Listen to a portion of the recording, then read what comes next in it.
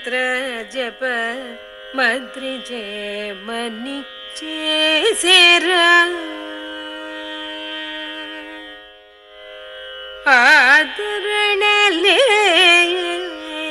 నీ నామ మంత్ర జప మద్రిజే మని చేసేరా రామ ఆదరణలేని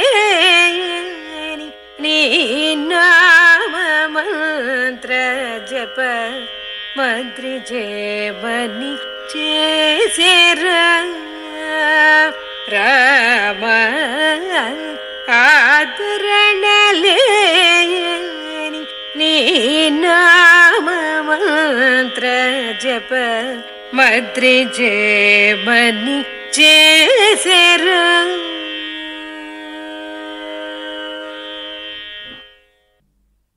శ్రీశ్రవణ ఛానల్కి శ్రోతలందరికీ కూడా మరొకసారి స్వాగతం. ఈరోజు మనం విన్న ఈ రామదాసు కీర్తన కేదారగౌడ రాగంలో కూర్చబడినటువంటిది. ఎంతో చక్కగా పాడి వినిపించారు మనకి. గాయనికి అనేక నమస్కారాలు తెలుపుతూ మనం ఈరోజు యోగ వాసిష్టంలో ఈ రామ వశిష్ఠుల సంవాదాన్ని మళ్ళీ కంటిన్యూ చేస్తున్నాం అనమాట. అంటే ఇప్పటివరకు భగవద్గీతకి సంబంధించిన విషయాలన్నీ చెప్పుకోవడం జరిగింది కదా. ఇప్పుడు ఇక్కడ మనకి వశిష్ఠుల వారు జీవటోపాఖ్యానము లేదా శతరుద్రీయోపాఖ్యానము అంటూ ఒక కథ చెప్పబోతున్నారు. అది కొంచెం చిత్ర విచిత్రంగా ఉంటుంది అంటూ మనం చెప్పుకోవడం జరిగింది కదా. దాన్ని మొదలు పెడదాం ఈరోజు. వశిష్ఠుల వారు అంటున్నారు, రామ, పూర్వం ఒక మంచి యతీశ్వరుడు ఉండేవాడు.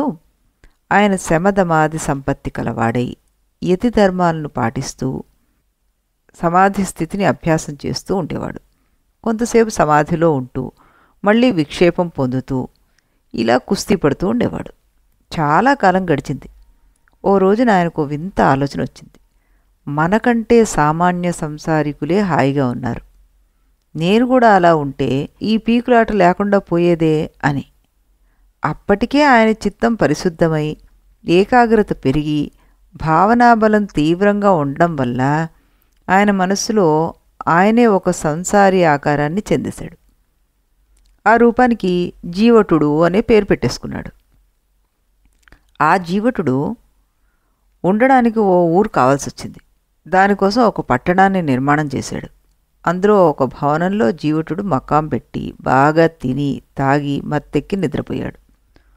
ఆ నిద్రలో ఒక కల వచ్చింది. వెనుకటి సంస్కార బలం తీవ్రంగా ఉండడం వల్ల ఆ కల్లో తానొక వేదాధ్యయన తత్పరుడైన సద్బ్రాహ్మణుడుగా ఉన్నట్లుగా జీవటుడికి కనిపించింది. ఆ పేద బ్రాహ్మణుడు ఓ రోజు వేదపారాయణం చేసి చేసి అలసిపోయి నిద్రపోయాడు. దారిద్ర్య బాధలను తట్టుకోలేకపోతున్న ఆ బ్రాహ్మణుడికి తానొక చిన్న సామంత రాజైనట్లుగా కలొచ్చింది. ఆ రాజుకి ఎప్పుడు చూసినా చక్రవర్తితోటే పోటీ. అందువల్ల ఒకనాడు నిద్రలో తను చక్రవర్తి అయినట్లుగా కలొచ్చింది. ఆ చక్రవర్తికి తిరుగులేదు, యుద్ధ భయం కూడా లేదు. నిరంతరము విలాసాల్లో తేలిపోతూ ఉండేవాడు. అతని స్థాయికి మానవ కాంతాల అందాలు చాలక దేవతా స్త్రీలను గురించి ఆలోచిస్తూ ఉండేవాడు. ఆ ఆలోచన బలం వల్ల అతను ఒకనాటి కలలో తానే ఒక అప్సరస్సుగా మారిపోయాడు. ఆ అప్సరస్సుకు ఎంతసేపటికి అందాల పోటీ. ఎవరి విలాసాలు నచ్చేవి కావు. ఆడలేళ్ల కళ్ళను చూసి తాను కూడా అలా కళ్ళు తిప్పాలని కృషి చేస్తూ ఉండేది. ఆ భావనా బలం వల్ల ఒకనాటి కల్లో ఆవిడ తానే లేడైపోయి కూర్చుంది. ఆ లేడికి అడవిలో అందని ఆకుతీగలంటే అంతులేని పిచ్చి. ఆ మోహంలో పడి ఆ లేడి నిద్రలో తానే ఒక తీగగా మారిపోయింది. ఇక్కడ రామ, జంతువులకు కూడా కలలు ఉంటాయా అని సందేహించకు. తిర్యంచోపి ప్రపశ్యంతి స్వప్నం చిత్త స్వభావతః దృష్టానాంచ శృతానాంచ చేతస్మరణం అక్షతం అన్నారు. ఇది అక్కడ పూర్వ సర్గలో 62 సర్గలో శ్లోకం 18 అనమాట. జంతువులకు కూడా స్వప్నం ఉంటుంది, ఎందుకంటే అది మనస్సు యొక్క స్వభావం. చూచిన వాటిని విన్న వాటిని స్మరించే గుణం జంతువుల్లో కూడా మానవుల్లో లాగా యథాతథంగానే ఉంటుంది. స్వప్నం అంటే ఒక రకమైన స్మరణే కదా. ఆ తర్వాత అది కొంతసేపు సుషుప్తావస్థలోకి వెళ్ళిపోయి ఆ దశలో రాయిలాగా జడంగా ఉండిపోయి ఆ తర్వాత లోపల ఉండే సంస్కార బీజం మొలకెత్తడం వల్ల ఒక కలకంది. లతగా ఉండగా ఆ జీవికి 2 సంస్కారాలున్నాయి. తను తునిగిపోతాననే భయం, తన మీద వాలే తుమ్మెదల అందాల మీద మోహం. వీటిలో మొదటి సంస్కారం వల్ల తను తునిగిపోయినట్లుగా, ఇంచుమించు చచ్చిపోయినట్లుగా కలొచ్చింది. ఆ కలలో తనకు రూపం లేదు కనుక అయోమయం అయిపోయి సుషుప్తిలోకి వెళ్ళిపోయింది. కొంతకాలానికి మళ్ళీ 2వ సంస్కారం మొదలెత్తింది. దానివల్ల మరో స్వప్నం వచ్చింది. ఆ స్వప్నంలో ఓ తుమ్మెద ఉంది. ఆ తుమ్మెదకు పద్మాలంటే మోజు ఎక్కువ. ఆ మోజు వల్ల అది ఒక పద్మం మీద వాలి ఒళ్ళు మరిచి మకరందాన్ని పీలుస్తూ ఉంటే ఓ బండ ఏనుగు వచ్చి ఆ పద్మాన్ని తొండంతో పట్టేసి కరకరా నమిలేసింది. ఆ తుమ్మెదకు పారిపోయే సందు కూడా దొరకలేదు. అది పద్మంతో పాటు ఏనుగు పళ్ళల్లో నలిగిపోయింది. అలా మరణించే సమయానికి దాని మనసు నిండా భయంకరమైన ఆ ఏనుగే ఉంది. భ్రమరో వారణాలోకాత్ వారణలోక భావనాత్ దదర్శాత్మనం ఆమోద మత్తహస్థితయోదితం. ఆ గజభావనా బలం వల్ల ఆ తుమ్మెదకు మరుక్షణంలో తాను ఏనుగు అయిపోయినట్లుగా కనిపించింది. ఆ ఏనుగు ఒక రాజుగారి యుద్ధ గజం అయిపోయింది. ఎప్పుడూ మదం కారుస్తూ ఉండేది.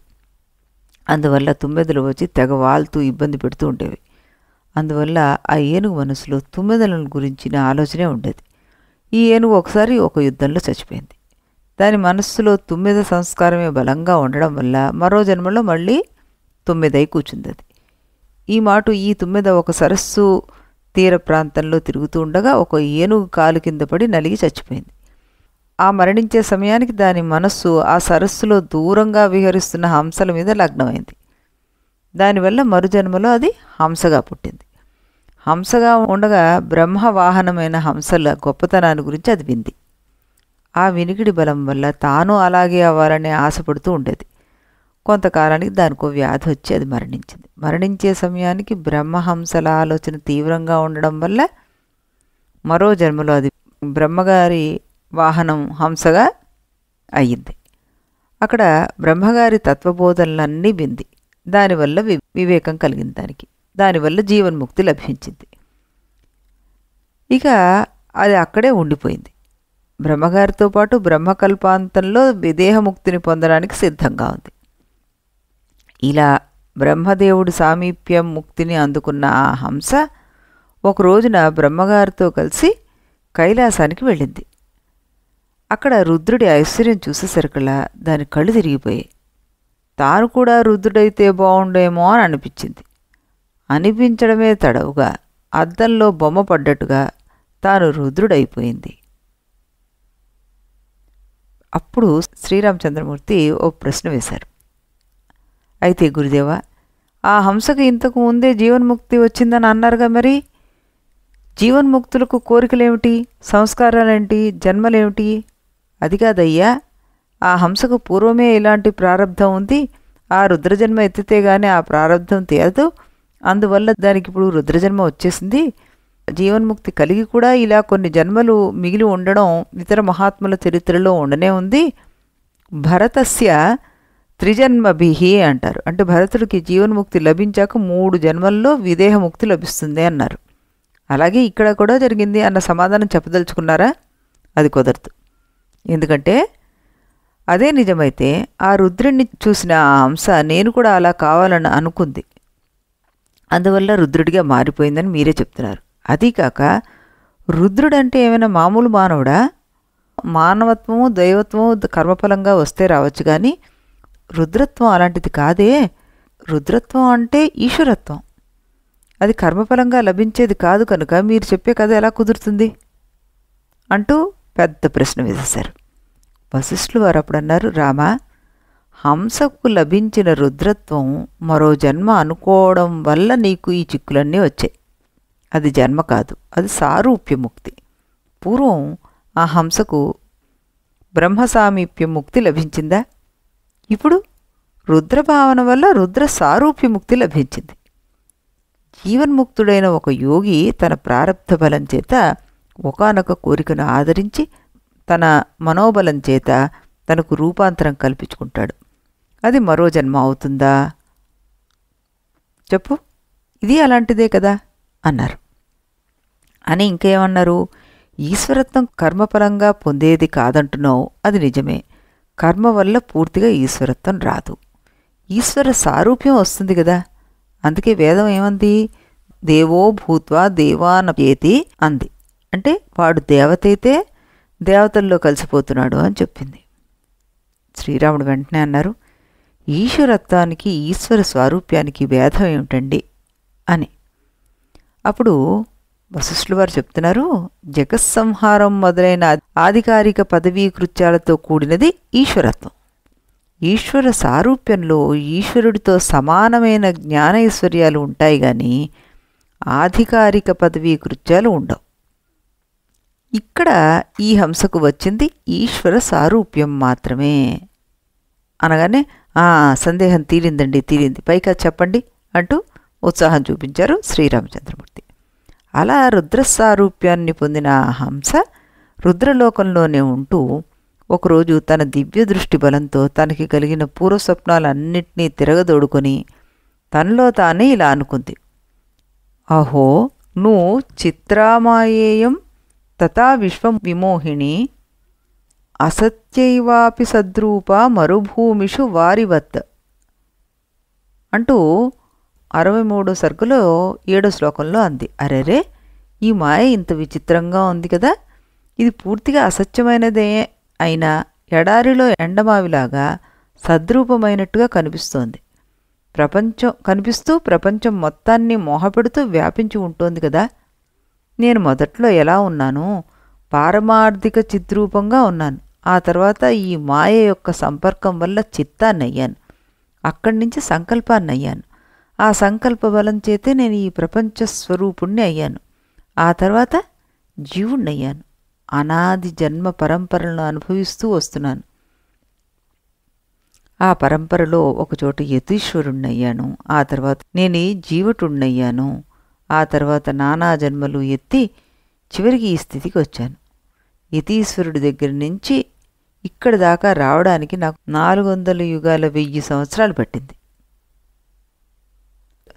ఇక్కడ మనం ఒక విచిత్రంగా దీన్ని ఒక ప్రశ్నోత్తర రూపంలో చూడాలి. అప్పుడు కానీ మనకి అదంతా పైన చెప్పిన కథ అంతా కూడా మనకి అర్థం కాదనమాట. అది ఎలాగో చూద్దాం. శ్రీరాముడు అంటున్నారు, గురుదేవ, శుభవాసన ఎప్పటికప్పుడు అనుభవ వాసన మింగుతోంది అంటున్నారు కదా, అది తల్లకిందులుగా ఎందుకు జరగకూడదు? అశుభవాసనే ఎప్పటికో అప్పటికి శుభవాసనలు మింగేస్తుందేమో అంటూ అడిగారన్నమాట. అప్పుడు ఇక్కడ మనం ఎలా అర్థం చేసుకోవాలి అంటే గనక, అశుభ సంస్కారం అసత్తుని ఆశ్రయించి ఉంటుంది గనుక దుర్బలమని, శుభవాసనకు శాస్త్రబలం ఉంది కనుక ప్రబలతరమని సమాధానం చెప్తారు మనకి ఎప్పుడు. ఇక్కడ వశిష్ఠుల వారు ఈ ఇంకొక యుక్తిని చెప్పబోతున్నారు. మనం దాన్ని విని అర్థం చేసుకోవడానికి ప్రయత్నం చేద్దాం. రామ, ఇక్కడ ఒక కిటుకుంది. అశుభవాసనలు కేవలం ప్రతిబంధకాలు మాత్రమే, అంతేకాని శుభవాసనకు సమబలమైన విరోధులు కావవి.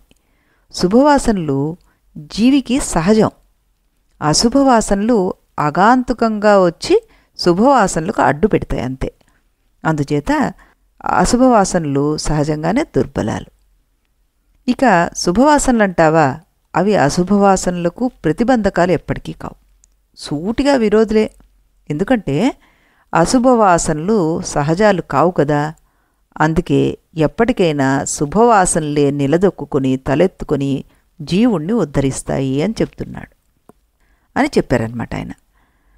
శ్రీరాముడు అన్నారు, శుభవాసనలు జీవుడికి అంత సహజ సిద్ధమైతే ఎప్పటికో అప్పటికి అవే గెలుస్తాయి కదా. మధ్యలో నా పురుష ప్రయత్నం దేనికి? ఇంకా శాస్త్రాలు నా మీద జులుం చేయడం దేనికి అంటూ ప్రశ్న వేశారు. అప్పుడు వశిష్ఠులు వారు అన్నారు, సద్వాసన ఎంత సహజ సిద్ధమైనా, ఎంత ప్రబలమైనా దానికి పట్టిన ప్రతిబంధకాన్ని అదే స్వయంగా వదిలించుకోలేదు. దానికి ఓ పురుష ప్రయత్నం కావాల్సిందే. లోకంలో దేవతోపాసనాది ప్రయత్నం అంతా మిథ్యాకోటిలోకి చేరింది. అయినా సరే ఆ పురుష ప్రయత్నం సత్ఫలాల్ని ఇస్తూనే ఉంది. అలాంటప్పుడు సాక్షాత్తుగా పరమార్థతత్వాన్ని ఆవిష్కరించే శ్రవణమననాది పురుష ప్రయత్నం సత్ఫలితాన్ని ఇవ్వకుండా ఉంటుందా? ఉండదు.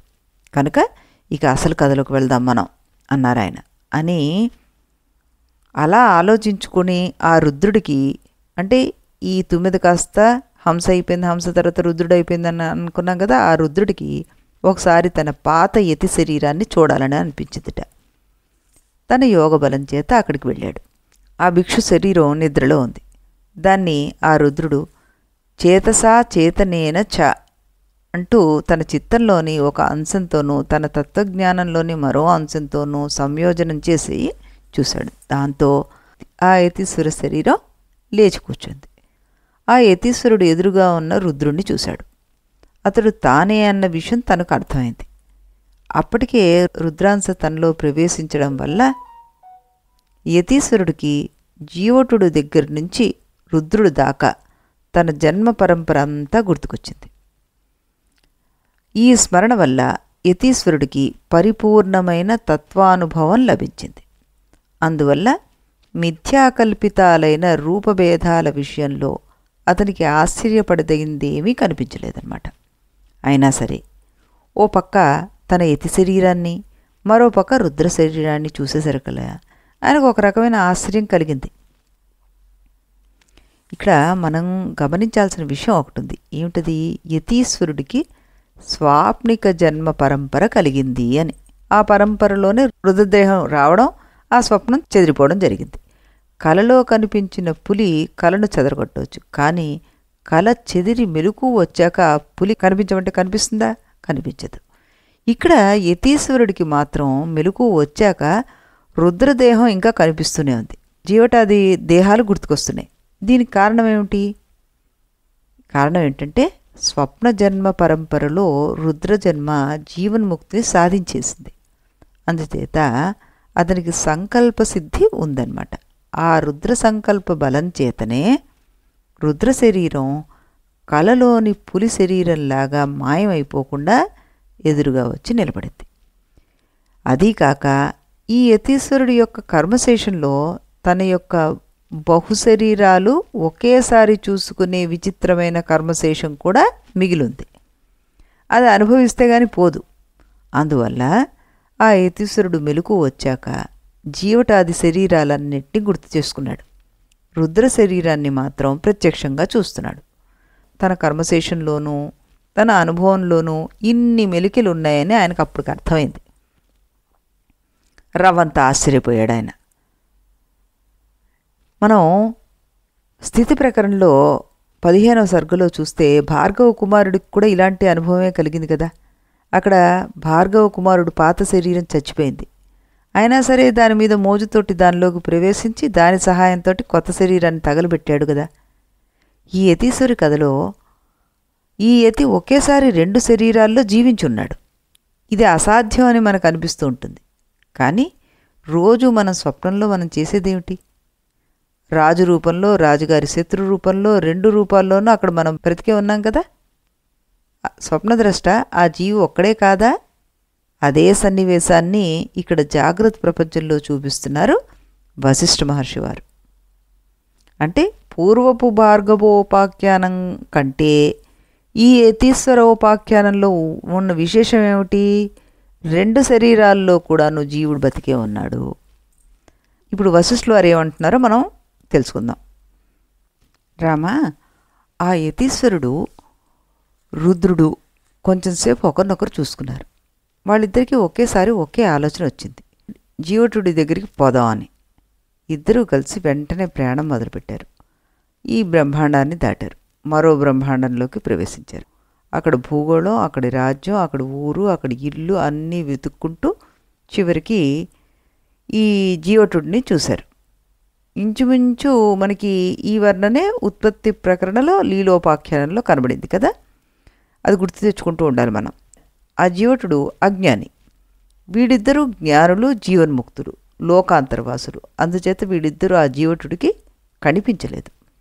వీడు వెళ్ళేసరికల్లా ఆ జీవటుడు శవంలాగా పడున్నాడు, మరణించబోతున్నాడు అనమాట. ఇప్పుడు యతీశ్వర రుద్రులు ఇద్దరూ కలిసి జీవటుడి చిత్తాన్ని, చైతన్యాన్ని, చేతసా చేతన అన్న శ్లోకం చెప్పుకున్నాం కదా మనం, 44ది. ఆ చిత్తాన్ని చైతన్యాన్ని ఇందాకట్లాగే తమ చైతన్యంలో సంయోజనం చేసేశారు. దాంతో జ్యూటుడు జ్ఞానై లేచి కూర్చున్నాడు. ఇప్పుడు అతనికి వాళ్ళిద్దరూ కనిపిస్తున్నారు. ఒకరినొకరు చూసుకుని ఆశ్చర్యపోయారు. ముగ్గురికి ఒకటే ఆలోచన వచ్చింది. జ్యూటుడి మరుజన్మ ఆయన బ్రాహ్మణ్ణి చూద్దాం అని. ముగ్గురు ఇందాకట్లాగే మరో బ్రహ్మాండంలోకి వెళ్ళారు. బ్రాహ్మణ గృహానికి చేరారు. వీళ్ళు వెళ్ళేసరికల్లా ఆ బ్రాహ్మణుడు భార్య కంఠాన్ని గట్టిగా కౌగిలించుకుని గాఢంగా నిద్రపోతున్నాడు. వాళ్ళు ముగ్గురు ఇందాకట్లాగే తమ చిత్తాన్ని చైతన్యాన్ని బ్రాహ్మణుడితోటి సంయోజనం చేశారు. ఇప్పుడు ముగ్గురు కాస్త నలుగురు అయ్యారు. ఇప్పుడు నలుగురికి కలిసి ఒకటే ఆలోచన వచ్చింది. సామంతరాజు మందిరానికి వెళ్దాం పదండి అనుకుంటూ వెళ్ళారు. అక్కడ కూడా ఇదే ప్రక్రియ. చిత్త చేతన సంయోజనాలతోటి సామంతరాజు మేలుకున్నాడు. ఇప్పుడు నలుగురు కాస్త 5గురు. అక్కడి నుంచి వాళ్ళు చక్రవర్తి భవనానికి వెళ్ళారు. అక్కడ 5గురు కాస్త 6గురు. ఇలా క్రమక్రమంగా ఆ జీవుడు ప్రయాణం చేసి చేసి చేసి చివరికి 100 మంది అయ్యారు. 100 మంది జ్ఞానులే, 100 మంది రుద్రులే. వీరే శతరుద్రులు. ఏక సంవిద్భిన్నతను చిత్రచేష్టిత వేష్టితం ఏకరూపమనేకాభం రూపం తత్పారమేశ్వరం అన్నారు. ఇది మనకి సర్గ 63లో 57 శ్లోకం. ఒకే చైతన్యం చిత్రాతి చిత్రమైన ప్రవర్తనలు గల శరీరాలు మాత్రమే అనేకం. ఒకే రూపం, దాంట్లోంచి అనేక రూపాలు. ఇదే పరమేశ్వర స్వరూప లక్షణం. కృష్ణ యజుర్వేదంలో రుద్రాధ్యాయంలో మనకి సహస్రాణి సహస్రసో ఏ రుద్ర అధిభూమ్య అన్నారు. అంటే భూమి మీద వేలకు వేల రుద్రులున్నారు అని అర్థం అన్నమాట. వాళ్ళ స్థితి కూడా అలాంటిదే. చైతన్యం ఒక్కటే, ఉపాధులు అనేకం. వేద ప్రసిద్ధ రుద్రులు 10 అనుకుంటే ఈ యతీశ్వర రుద్రులు 1100 అవుతారు అంటూ ఆయన చెప్పగానే శ్రీరాములు వారు ప్రశ్న వేశారు. ఏమిటా ప్రశ్న? అది మనం రేపు తెలుసుకుందాం. ఇదే సమయానికి ఇదే ఛానల్లో శ్రీరాములు వారి కీర్తన విన్న తర్వాత ఆ ప్రశ్నను తెలుసుకుని దాని సమాధానాన్ని కూడా విందాం. అంతవరకు సెలవు.